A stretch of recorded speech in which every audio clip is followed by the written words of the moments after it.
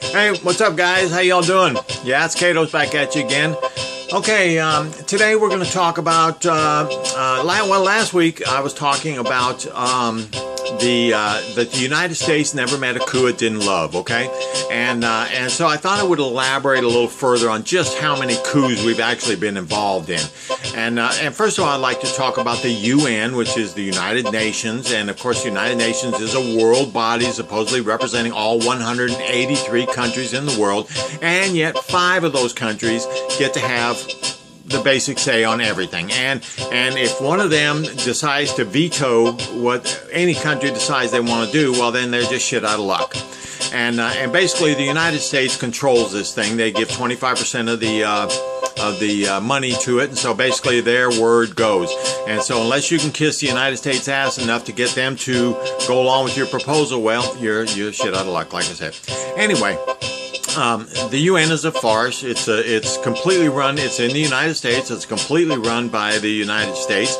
Just here a few weeks ago, they told Iran, "Sorry, we're not letting your UN representative into our country." You know, the UN is not their country. The UN is the world's country. Okay, the UN is for the whole world. They have no right to stop anybody from coming into the UN if they're an elected representative of their country, and yet they are blocking this guy. They refuse to give him a visa. So that just shows you how completely farcical and what a total bunch of bullshit the UN is. It's completely controlled by the United States.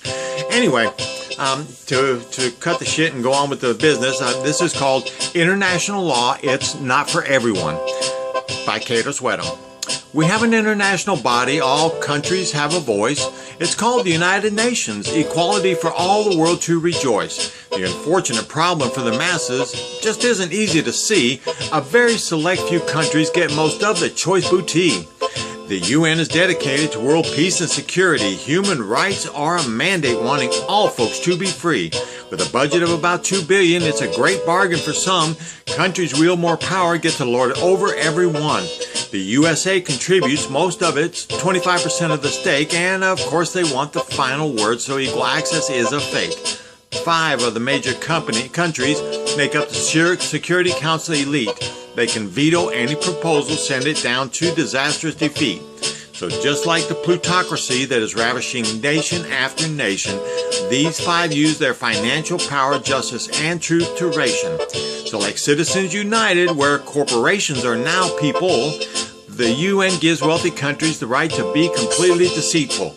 After 45 years of separating the haves from the have-nots, justice and truth take a back seat as the world continues its ride.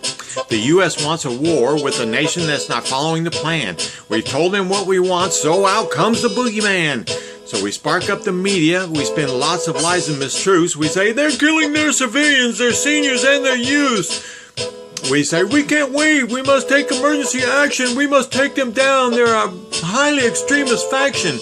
We initiate a no-fly zone, we say it's a humanitarian cause, then we proceed to bomb their ass to the media's applause. We kill hundreds of thousands, collateral damage was quite high. Civilians unfortunately in the way, it's so sad that they died. The Second World War was supposed to end all wars. The atrocities committed caused the whole world to abhor. Yet let's look at the list of countries since that fateful day that have been attacked without UN authority by the US of A. First China, then Korea, then back to China again. Guatemala, Indonesia, then it was Cuba we would bend. Back to Guatemala, then the Congo fell to our guns. Then Guatemala again, south of the border, got the stun. The Dominican Republic, then to Peru, Vietnam, and Cambodia. We were the start to the pivot to the east. Oh yeah, and Laos with their Buddha. Back to Guatemala, this was an obvious joy for all. They went after Lebanon, the terrorists there must fall. Grenada, then Libya, then back down to El Salvador. We must police the neighbors to the south, oppression of the poor. Nicaragua and their Contras, we must foil their civilians' plan. Then we push Saddam Hussein to help us attack Iran. Libya came around again, then Noriega and Panama. The first Desert Storm, Saddam Hussein got caught in our craw. Kuwait, then Somalia, where we left wearing a frown. We sent in our best rangers and we got Black Hawk down.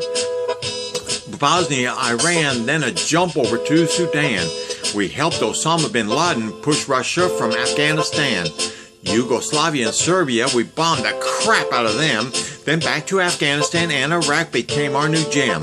We claimed humanitarian assistance. Libya got a no-fly zone. One of Africa's wealthiest countries, no mercy there was shown. So now we're meddling in Ukraine, Russia to defeat. We're initiating a coup in Venezuela using undercover deceit. All around the globe since the end of the Second World War, the USA has killed more people. But hey, who's keeping score? No one has the giant balls needed to stand up to the kings. They laugh in the face of the world because they're pulling all the strings.